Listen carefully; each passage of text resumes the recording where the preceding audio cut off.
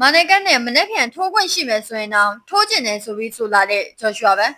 မင်္ဂလာပါပရိသတ်များရှင် Fighting Spirit Channel ကနေပြန်လည်ကြိုဆိုပါရစေကျမတို့ရဲ့ Fighting Spirit Channel ဆိုရင် MMA နဲ့သက်ဆိုင်တဲ့အကြောင်းအရာတွေ1 Championship UFC အစရှိတဲ့သတင်းတွေကိုပုံမှန်တင်ဆက်ပေးနေတဲ့ channel ပဲဖြစ်ပါတယ်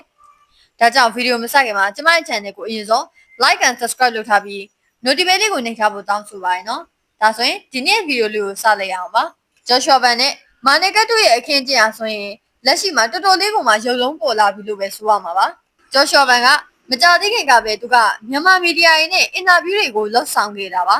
အင်တာဗျူးလှုပ်ဆောင်တဲ့အချိန်မှာလဲဂျော်ရှွာဘန်ကိုမီဒီယာတွေကမာနကတ်နဲ့သူ့အကြောင်းကိုမေးမြန်းခဲ့တာပါဒီလိုအင်တာဗျူးမှာတော့ချင်းဖိုက်တာလေးကသူ့အနေနဲ့မာနကတ်နဲ့မနက်ဖြန်နောက်မှထိုးခွင့်ရှိမယ်ဆိုရင်ထိုးကျင်တယ်ဆိုပြီးတော့ကိုပြောဆိုသွားခဲ့တာပါမာနကတ်ဟာဂျော့ရှွာဘန်ကိုပုံစံပေါင်းစုံနဲ့လေတိုက်နေတာဖိတ်သက်အားလုံးလည်းသိရင်လို့ထင်ပါတယ်မာနကတ်ဟာလက်ရှိအချိန်မှာသူကဂျော့ရှွာဘန်ဟာသူ့ရဲ့ကလေးလေးမင်းဖေဖေလာပြီးစားတဲ့ပုံစံပေါင်းစုံနဲ့ဖိတ်သက်တဲ့စီကနေအထမ်းရှင်းရအောင်လို့ကိုသူကဂျော့ရှွာဘန်ကိုဝေဖန်တိုက်ခိုက်နေတာမျိုးကိုတွေ့ရပါတယ်ဂျော့ရှွာဘန်က troll လုပ်တဲ့ fighter ဖြစ်ပြီးမာနကတ်ကိုသူပြောတဲ့မြတ်စကားရင်းနဲ့တောက်လျှောက်ကိုလိုက်ပြီးတော့မှပြန်လဲပြီးတုတ်ပြန်ချေပနေတာပါ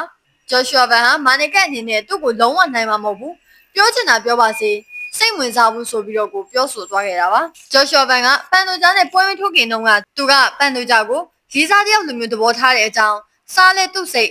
နေလဲသူ့စိတ်အိတ်လဲသူ့စိတ်နဲ့ပဲနေတဲ့အကြောင်းပြောဆိုထားခဲ့ပူပါတယ်ဒီတစ်ချိန်မှာတော့သူကမာနကတ်နဲ့ပတ်သက်ပြီးတော့လုံးဝစိတ်ဝင်စားတဲ့အကြောင်းကိုအခုလိုမျိုးခြေပထားပါတယ်သူကကျွန်တော်ကိုတစ်ဖက်သက်ချစ်နေတာပါကျွန်တော်ကသူ့ကိုလုံးဝစိတ်ဝင်စားပါဘူးကျွန်တော်လုံးဝမချစ်ပါဘူးဆိုပြီးတော့မှဒီလိုမျိုးဟာတာနှောပြီးသူကပြောဆိုသွားခဲ့တာပါဖန်စကားတွေကလည်းထိထိမိမိကိုဖိတ်သက်တယ်စီရောက်တာပါဂျော်ရှွာဘန်ကတိုးပြောပေမဲ့လည်းသူ့ရဲ့စကားလုံးတွေကတကယ်ကိုမှထိထိမိမိပါပဲလက်ရှိအချိန်မှာတော့ဂျော်ရှွာဘန်ရဲ့တုံ့ပြန်ပုံတွေနဲ့လေတိုင်နှုံးတွေကိုမြန်မာဖိတ်သက်တွေကတော့တော်တော်လေးကိုမှသဘောကျနေတာတွေ့ရပါတယ်မာနကတ်နဲ့ဂျော်ရှွာဘန်တို့ပွဲဖြစ်လာမလားဆိုတော့ဆက်လက်စောင့်ကြည့်ကြရအောင်ပါပဲဖြစ်ပါတယ်မာနကတ်ကလည်း K2 fighter မဟုတ်တဲ့အတွက်ကြောင့်ဘလို့အခင်းချင်းနေဖြစ်လာမလဲဆိုတော့ဆက်လက်စောင့်ကြည့်သွားမှာပါလက်ရှိအချိန်မှာတော့ဖိတ်သက်တော်တော်များများကဂျော်ရှွာဘန်နဲ့မာနကတ်ကိုပွဲဖြစ်စေချင်ကြတာပါဘာကြောင့်လဲဆိုတော့ဒီဘစ်ဖိုက်တာတွေကဂျော်ရှွာဘန်ကိုအဲ့လောက်ထိလေးတိုက်ထားတာမျိုးမရှိပါဘူးမာနကတ်ကဂျော်ရှွာဘန်ကိုတောက်လျှောက်စိန်ခေါ်ထားတာဖြစ်တဲ့အတွက်ကြောင့်ဖိတ်သက်တွေက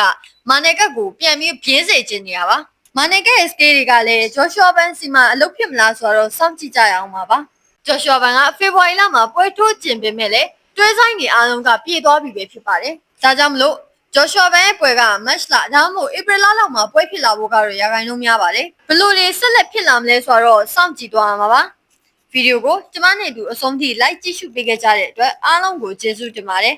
နောက်လည်းကျမတို့ channel မှာဒီလို MMA နဲ့သက်ဆိုင်တဲ့အကြောင်းအရာတွေ1 Championship UFC စတဲ့သတင်းတွေကိုပုံမှန်တင်ဆက်ပေးသွားမှာဖြစ်တဲ့အတွက်ကြောင့်ကျမ channel ကို like and subscribe လုပ်ထားပြီး notification လေးကိုနှိပ်ထားဖို့မမေ့ပါနဲ့နော်အားလုံးကိုကျေးဇူးတင်ပါတယ်ရှင်